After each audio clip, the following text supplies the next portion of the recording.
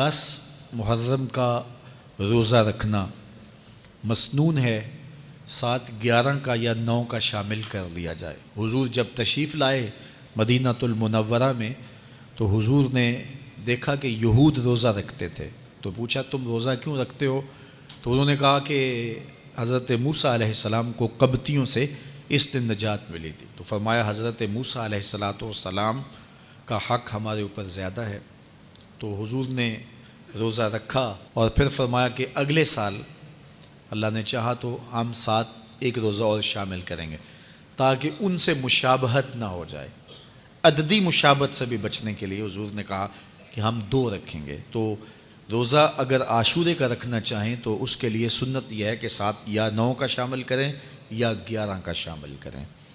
تو جو افضل ترین روزے ہیں ان میں سے عاشورے کے روزوں کا بھی شمار ہوتا ہے۔ تو اگر ممکن ہو تو جن کو اللہ نے صحت عطا کی ہے، تو آج کل اتنی شدت کی گرمی بھی باقی نہیں رہی، تو وہ یہ روزے رکھیں، ذکر و فکر کے اندر ان ایام کو گزاریں، اپنے والدین کی قبروں پر، اعزاء و اقرباء کی قبروں پر ہر جمعے کو جانا چاہیے۔ اس کے علاوہ بھی جب موقع ملے، یہ رواج جو پیدا ہو گیا ہے کہ 9 محرم کو یا 10 محرم کو مٹی ڈالنے کے لیے وہاں قبرستان میں جایا جاتا ہے، یہ 8، 10، 15 سال سے شروع ہوا ہے، جبکہ اس کی کوئی اصل نہیں ہے۔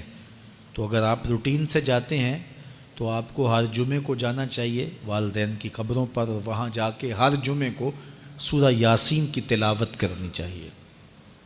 تو سال کے بعد صرف 10 محرم کو یا 9 محرم کو جانا، یہ بہرحال اس دور کی ایجاد ہے، یہ کوئی مسنون نہیں ہے اور یہ کوئی سنت نہیں ہے۔ تو روٹین سے اگر کوئی جانے والا ہے تو چلا جاتا ہے تو کوئی حرج نہیں ہے۔ تو باقی یہ بڑے اشرف ایام ہیں، بابرکت ایام ہیں، اور ان کو بہت ساری نسبتیں حاصل ہیں۔ حضرت امام حسین رضی اللہ تعالی عنہ کی شہادت کے ساتھ یوم عاشور کو نسبت حاصل ہے، اور اس کے علاوہ بھی بہت سارے عالی مرتبت جو ہے وہ ہستیوں کے وصال کا دن بھی ہے، اور بہت سارے واقعات اس دن جو ہے وہ روح پذیر ہوئے ہیں۔ تو یہ اس لحاظ سے بہت ہی بابرکت اور جو ہے وہ مبارک یوم ہے۔